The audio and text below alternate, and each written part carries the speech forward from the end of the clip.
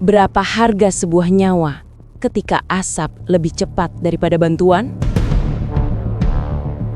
Di tengah kota yang terus bergerak tanpa jeda, kita kembali diingatkan bahwa tragedi tidak memilih waktu. Bahwa sebuah ledakan kecil, sepotong perangkat teknologi, dapat berubah menjadi mimpi buruk yang merenggut puluhan nyawa dalam hitungan menit. Dan bahwa di balik gedung-gedung modern Jakarta, masih ada ruang-ruang yang menyimpan resiko yang tidak pernah benar-benar kita bicarakan. Siang hari yang mestinya menjadi waktu istirahat, berubah menjadi waktu terburuk bagi para karyawan Tera Drone di Cempaka Baru, Jakarta Pusat. Tidak ada tanda peringatan, tidak ada kesempatan untuk memahami apa yang sedang terjadi. Hanya suara ledakan kecil, asap yang merayap, dan insting menyelamatkan diri yang bekerja terlambat. Di kota yang penuh janji dan impian karir, mereka datang untuk bekerja. Namun, pada hari itu, banyak dari mereka tidak pernah kembali. Di lantai dasar gedung 7 lantai itu, baterai-baterai drone disimpan, diuji, dan digunakan setiap hari. Tak seorang pun memperkirakan bahwa komponen kecil yang menggerakkan teknologi masa depan dapat menjadi pemicu tragedi besar. Tetapi, hari itu panasnya berubah menjadi kegagalan termal. Percikan kecil menjadi kobaran, dan kobaran menjadi lubang hitam yang menyedot segala kemungkinan bertahan hidup. Asap tidak hanya mengepul, ia naik, menyebar ke lantai-lantai atas, menutup ruang yang tadinya penuh aktivitas, menyingkirkan oksigen yang sangat dibutuhkan siapapun yang mencoba bertahan. Yang membunuh bukan api, yang merenggut nafas mereka adalah udara yang hilang. Dalam ruangan tertutup, asap adalah musuh yang tak bersuara. Ia menyelinap, mengisi paru-paru sebelum sempat disadari, membuat pandangan kabur, membuat kaki goyah. Banyak korban ditemukan tanpa luka bakar. Itu artinya mereka mencoba bertahan. Mungkin merangkak, mungkin menahan nafas, mungkin saling menggandeng. Namun asap lebih cepat daripada langkah kaki. Tragedi hari itu bukan hanya tentang api, tetapi tentang betapa cepatnya sebuah gedung modern berubah menjadi jebakan. Di lantai 2, 3, hingga 6, karyawan berlarian tanpa tahu kemana harus pergi.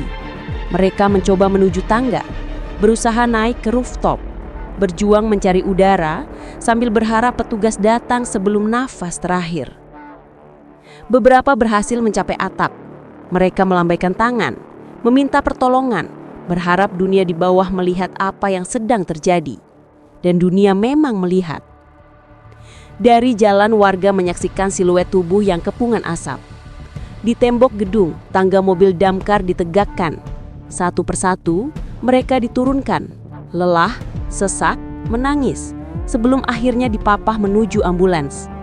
Namun, di dalam gedung, banyak yang tidak sempat. Lebih dari 100 petugas pemadam kebakaran menembus kepungan asap tebal untuk menyisir gedung itu lantai demi lantai. Lantai 4 dan 5 bisa ditemukan, tetapi lantai 6 menjadi medan pertempuran sesungguhnya.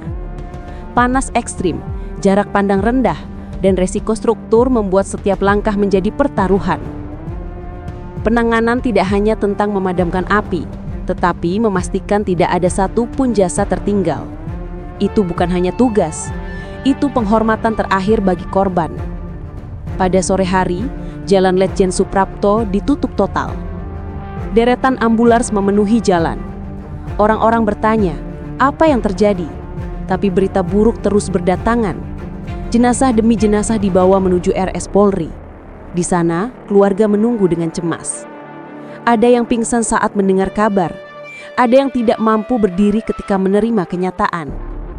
Angka korban bergerak naik seiring kedatangan mobil jenazah. 20, 21, 22. Semua karyawan. Semua berada di gedung itu demi bekerja. Kita boleh saja bicara tentang investigasi teknis, tentang baterai, tentang korsleting, tentang panas berlebih. Tetapi ada pertanyaan yang jauh lebih penting.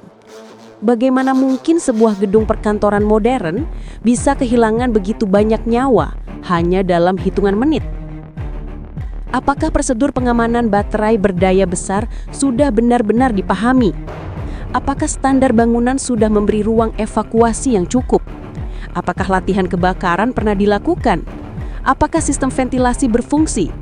Apakah jalur penyelamatan tersedia? Atau hanya ada di atas kertas? Ini bukan sekedar tragedi. Ini adalah pengingat bahwa kota besar semakin dipenuhi benda-benda bertegangan tinggi, energi besar, teknologi canggih.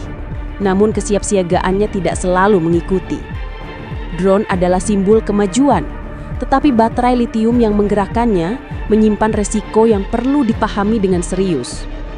Kegagalan termal bukan hal baru. Dunia telah berkali-kali melihat bagaimana baterai kecil dapat meledak dan menimbulkan kebakaran besar.